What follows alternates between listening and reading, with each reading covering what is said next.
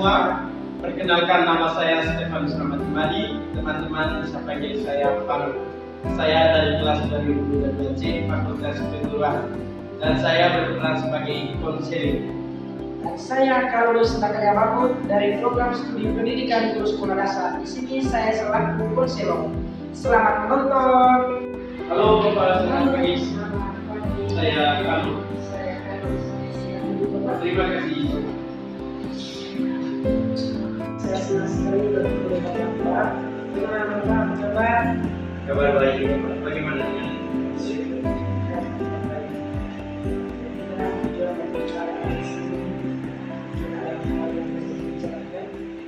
baik Bapak, terima kasih.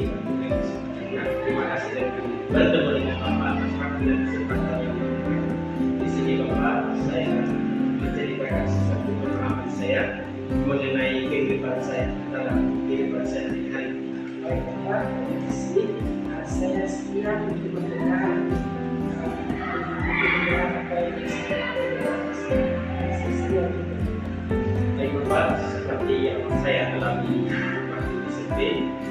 waktu SMP dengan SD, saya mempunyai pengalaman yang sangat di mana pengalaman saya khususnya di waktu SMP. Waktu SMP saya sekolah di lingkungan sekitar atau di kampung, mempunyai pengalaman yang sangat indah dan yang sangat buruk. Di sisi lain ada yang baik, di sisi lain juga yang buruk. Tentunya Bapak, saya menceritakan pengalaman ini sesuai dengan kenyataan saya dalam kehidupan sehari-hari. Pengalaman saya Bapak, saya selalu dimaci, dihina, dan dipanggil sapa oleh masyarakat sekitar. Dipanggil sapa oleh masyarakat sekitar karena apa? Karena kepribadian saya, karena tingkah laku saya dalam kehidupan sehari-hari. Kira-kira bagaimana perasaan Bapak setelah dipanggil nama yang tidak sesuai atau kata-kata salah? Seperti yang masyarakat setempat memanggil saya sampai atau Bapak, saya dipanggil oleh masyarakat setempat atau di lingkungan keluarga kami dipanggil oleh atau nama-nama panggilan lain seperti dalam pikiran mereka ini. Saya ambil contoh semua Bapak, saya diberi oleh kedua orang tua misalnya Pak, saya dipanggil oleh nama A sampai Z menurut mereka yang ada di pikiran mereka itu sebut saja. Tentunya dari situ Bapak, di hati saya berpikir bahwa nama saya sudah ada, kenapa kamu berikan nama lain kepada saya? Itu yang pikir dalam hati saya.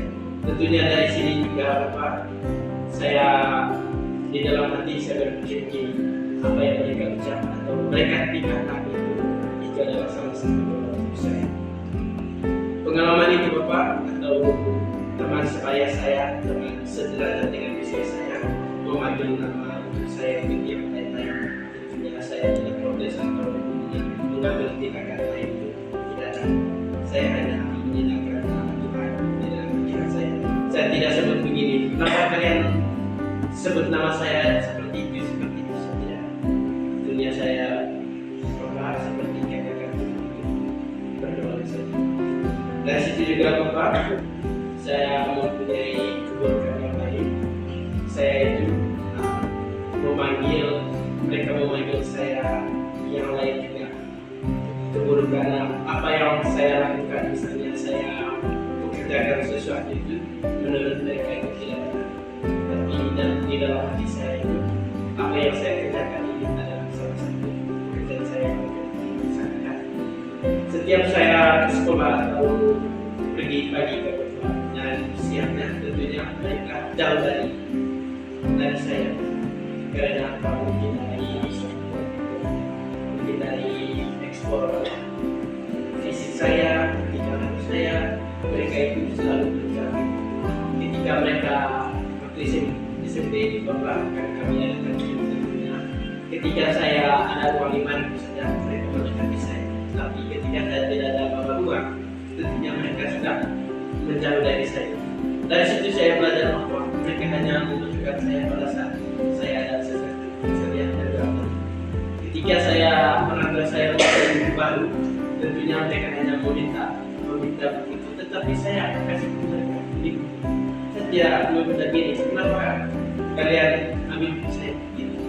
Dan suatu hari Bapak, kami di ruangan kelas yang saya buat emosi, mereka ambil tas saya, buku saya, buat coret-coret dan membuat tulisan nama saya dengan nama orang gila di suatu kafe. Tentunya saya emosi, tapi emosi dan saya bukan terhadap mereka. Saya keluar dari ruangan itu dan pergi mencari tempat lain. Lalu saya berpikir apa ini dia adalah salah satu ujian yang tidak ada di lagi. Dari situ saya belajar bahwa pikiran mereka ini menurut saya benar, tetapi menurut mereka juga benar. Alasannya mungkin itu adalah etika mereka terhadap saya. Saya berpikir begini, ketika saya bergaul dengan mereka, pergi kemana saja, misalnya pergi beli jajan, beli apa, tentunya saya menjadi lebih baik saya mandiri, dan lebih baik saya juga menghindar dari hadapan mereka, menghindar dari hadapan mereka supaya tidak ada kekacauan seperti saya. Baik Bapak, terima kasih telah Bapak sudah menceritakan masalah yang dialami sejak SD SMP. Dan saya dengar tadi awal pembicaraan Bapak itu ada juga masalah dari di tingkat SMA. Kira-kira apakah bagaimana itu bisa coba diceritakan lebih lanjut? Iya Bapak, betul sekali. Saya juga sangat beruntung di SMA. Tentunya di waktu SMA juga Bapak, saya membiasakan kebiasaan saya yang dimana lebih baik saya mandiri daripada bergabung dengan orang lain yang tidak berguna sama sekali. Karena dalam buku yang itu adalah menandakan kita untuk menjalani hidup kita seperti mengarahkan pikiran kita. Di sini juga Bapak, saya mengalami waktu SMA, khususnya waktu kelas 1, kelas 2, dan kelas 3. Saya cerita pengalaman yang sangat menarik hanya di waktu kelas 3. Di waktu kelas 3 SMA itu kemarin Bapak, karena saya mengambil jurusan jurusan perikanan.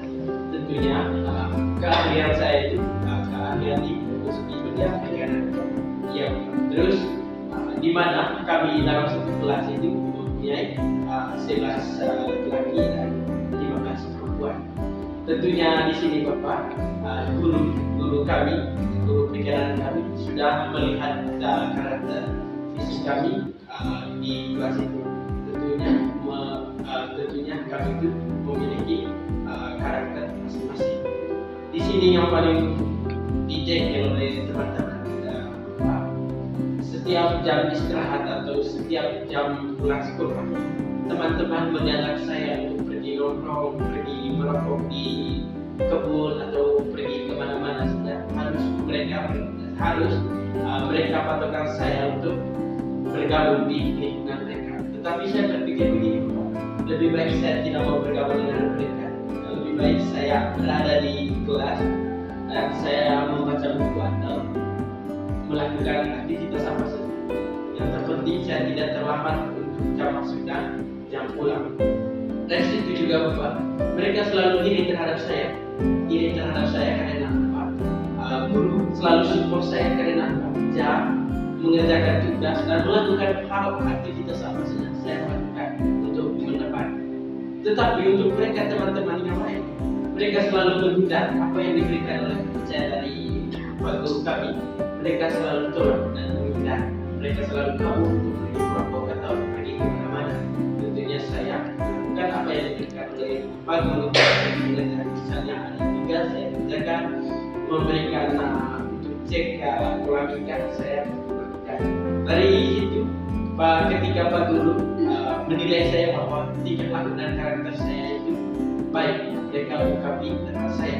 Dan ada guru-guru yang jurusan lain itu bilang ke saya bahwa tingkah laku saya baik, walaupun saya itu diam saja. Ya, walaupun saya diam. Dan itu Bapak pernah mengalami yang terbaik untuk saya. Pengalamannya di mana saya itu waktu SMA itu pernah tinggal gratis, kos tidak dibayar, makan tidak dibayar, dan juga air mereka juga malam harinya tidak dibayar. Dari situ hanya memberikan pekerjaan khusus untuk saya. Sebelumnya mereka memberikan kepercayaan itu kepada teman yang lain, teman satu kelas saya, tetapi mereka tidak mengerjakan apa yang diharapkan oleh Pak Guru kami tadi.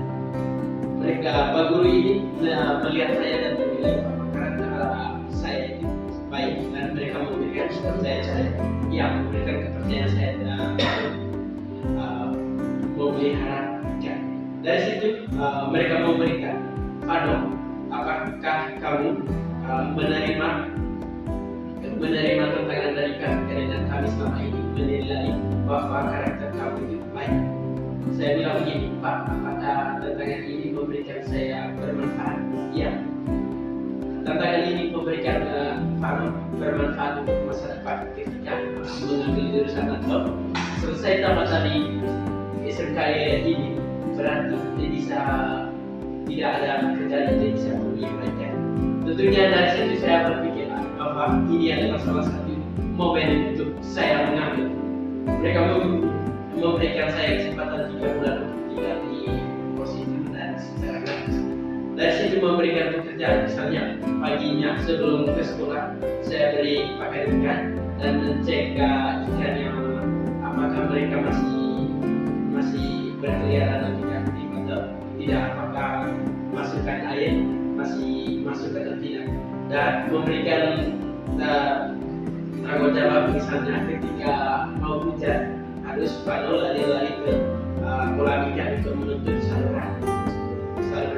Tentunya di sini Pak Guru kami memberikan khususnya saya untuk tantangan itu, saya menjalankan sampai di tengah mereka teman-teman ini iri dengan saya juga teman perempuan. Ada perempuan yang saya waktu itu saya fans, saya jatuh cinta dengan dia juga jatuh cinta dengan saya. Jadi saya juga tidak mau sebut namanya. Dia itu selalu support saya, lebih baik di sini saja. Kalau mau ide kesepian, biar kami teman-teman yang lain, teman perempuan bisa bergabung atau menceritakan hal-hal yang lebih baik. Dari situ juga saya support dia juga, karena dia itu sangat pintar, dia selalu ranking atau pemikiran dia itu dikatakan sangat pintar. Itulah yang saya support kepada dia. Dia itu juga perempuan yang sangat cantik, kalau yang saya jadikan. Terus teman-teman yang lain ini iri kepada saya, kenapa kalau bisa melaksanakan tugas ini secara gratis dan memberikan manfaat untuk masyarakat. Karena apa? Saya melakukan hal kecil sampai hal besar. Itu mereka selalu iri. Suatu hari pernah mereka mengambil tas saya, mengambil pulpen, dan yang saya menangis itu mengambil uang dari dompet saya atau saku saya. Mereka itu mengambil dari tas saya untuk membeli misi atau produk mereka tanpa pengetahuan dari saya. Tetapi pas pulang sekolah saya cek itu dompet tidak ada dan menemukan di tas mereka. Saya bilang, kenapa saya punya dompet ini ada di tas IT atau kenapa dia IT yang ambil tadi? Mereka bilang, kami hanya ambil ini bukan hadiah mereka, tetapi pikiran saya itu itu bisa menjadi saya selama 1 bulan. Selama 1 bulan misalnya saya lalu dia pas karena saya tidak kritis di sekolah itu. Dari situ juga mereka mengancam saya, kalau Anda tidak mau bergabung dengan kami bisa keluarkan Anda dari sekolah ini. Saya bilang, itu apa hak Anda? Saya bilang begitu. Dia punya postur tubuh itu sangat besar, tetapi secara pribadi saya tidak takut untuk memberikan kata-kata atau motivasi kepada dia. Hak Anda untuk berhenti sekolah saya itu apakah ada yang memberikan saya pekerjaan? Apakah Anda yang membiayakan saya sekolah? Dia bilang tidak, saya bisa pukul Anda sampai di rumah sakit. Silakan. Saya bilang silakan. Pukul saya ada saksi kalau kalian itu memukul saya. Tentunya pengalaman ini adalah pengalaman yang sangat menarik. Dari situ pas kami selesai kuliah, selesai kemarin itu, selesai tamat SMA, tamat SMA. Guru juga, yang ketiga guru juga ini mendapatkan saya kuliah gratis di bukan kuliah gratis dengan perempuan yang saya biarkan ini. Itu saya bilang begini, mereka bilang begini, apakah bisa ITB lanjut di Kupang, sudah kuliahnya secara gratis dan makannya juga secara gratis. Semua pemerintah yang biaya hidup gratis. Tapi saya bilang begini, Pak Guru, saya mengucapkan terima kasih atas tawarannya karena saya adalah salah satu anak yang tulang punggung juga. Saya sering membantu mama juga mengerjakan pekerjaan rumah, misalnya saya kayu, saya pakai pagi, saya yang lain-lain membersihkan kebun juga. Dan yang kemarin yang saya sedih juga, saya beritahu kepada ibu dan bapak bagaimana kalau saya melanjutkan perguruan tinggi di Kupang, tapi saya sekolah gratis. Mereka bilang begini, Nana, untuk sekolah gratis itu kami tidak, tetapi dijawab dari kami itu sangat berat. Kami tidak bisa. Lebih baik kalau ada rezeki untuk kedepannya, kami usahakan itu untuk kuliah di rumah saja. Seperti dia punya kakak, dulu kita bisa pulang kampung menjemputkan dan bisa berbicara hal-hal apa saja untuk memberikan motivasi kepada kami atau memberikan motivasi kepada adik-adik semua. Dari situ saya bilang begini, saya kembali ke Pak Guru, untuk tawaran itu saya bukan tolak, tetapi saya tunggu persetujuan dari dua orang tua saya karena mereka harap saya tidak bisa pergi jauh dari mereka. Mereka memang baik kalau begitu, terus baik itu ke depannya. Apa yang kami berikan, ilmu yang kami berikan, semoga bermanfaat bagi kita. Saya ucapkan terima kasih Bapak atas tawaran itu. Dan situ juga yang saya sakit hati di Bapak di Sebakarku, mereka tidak percaya bahwa Fadli mau melanjutkan perguruan tinggi, atau mereka menginginkan saya itu sebagai anak kampus. Yang mereka inginkan itu setiap ada acara atau kegiatan apa saja menyuruh saya pergi ke situ, pergi ke situ. Tetapi kedua orang tua saya tidak mau seperti dalam kata yang mengenai yang sudah begini kayak pondok semua dengan kata lain itu jadi suatu kata itu dalam kata kami di mengenai tentunya hal itu juga memotivasi saya dari perkataan ibu juga bahwa anak kami tidak mau bahwa ini seperti anak kampung.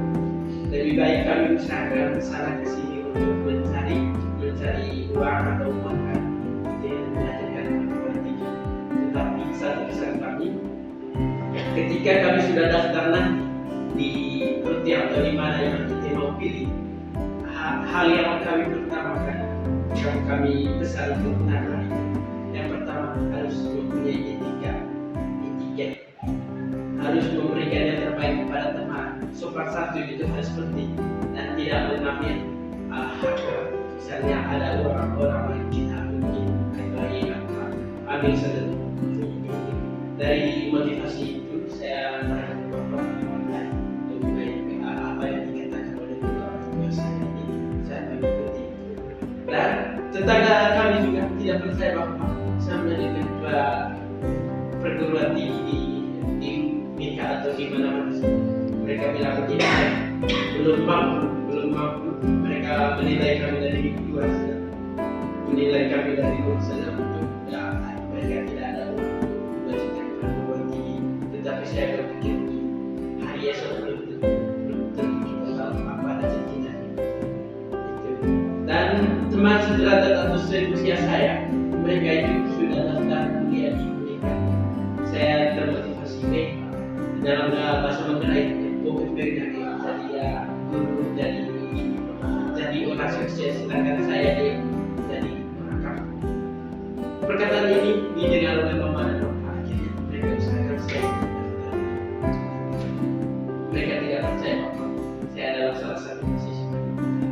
Sampai saat ini sering saya pulangkan apa yang mereka katakan pada waktu SMP, misalnya panggil saya nama sampah, nama orang lain atau apa, itu nama sudah hilang. Karena etika saya, cara berbicara saya sudah berbeda. Etika karena ada orang itu saya beri sapa, selamat pagi Pak, Jo kabar. Tentunya dari situ mereka sudah dari ada perubahan dalam hidup. Sedangkan hubungan dengan mulai dengan cara yang sekarang. Terus ketika saya pulang kampus saya tidak selalu beradaptasi begini. Ada mabuk di suatu rumah, saya pergi di situ. Saya dilarang oleh orang tua. Ketika ada acara makan bersama di situ, saya mau ke situ sendirian. Dulu ada acara sendiri, ada makanan yang enak sendiri baru saya. Mama juga heran dengan saya. Kenapa itu punya tingkah laku jadi lain dengan kamu pada saat SMP dengan SMA? Saya lebih mama dan sudah itu. Saya mengambil keputusan sesuai dengan hak saya. Misalnya saya pergi makan, lihat dulu konteks saya mau dengan siapa. Apakah saya mau dengan orang sebagai mahasiswa dengan mahasiswa lain? Tidak. Apakah saya mau dengan orang kamu? Karena cara pembicaraan mereka itu kurang kamu dengan mahasiswa.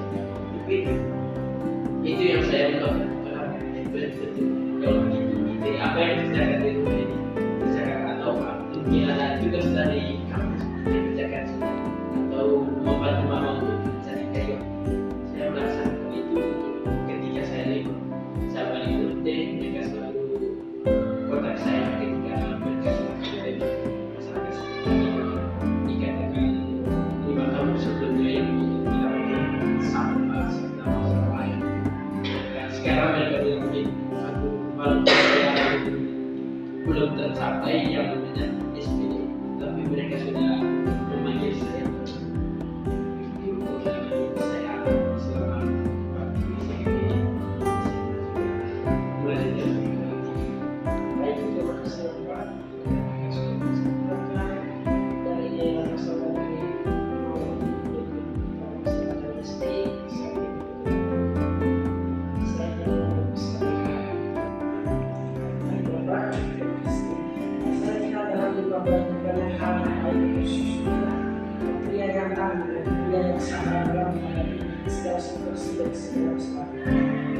kenapa ini masih dalam proses belajar perguruan tinggi, saya sudah pesan saya untuk selalu belajar, untuk selalu berubah ke masyarakat supaya masyarakat nanti tidak mengejar-ngejar atau tidak mengejar-ngejar atau mereka menghargai sudah apa karena apa sudah ada perubahan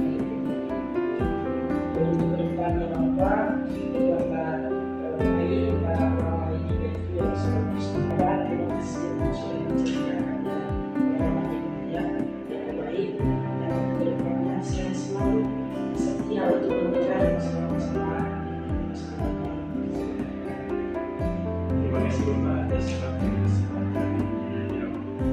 setia mendengarkan pembicaraan saya, masih ada hati yang mau bicara dengan Bapak. Selanjutnya kami meminta bantuan untuk menceritakan hal yang lain. Terima kasih banyak. Selalu bermanfaat. Terima kasih.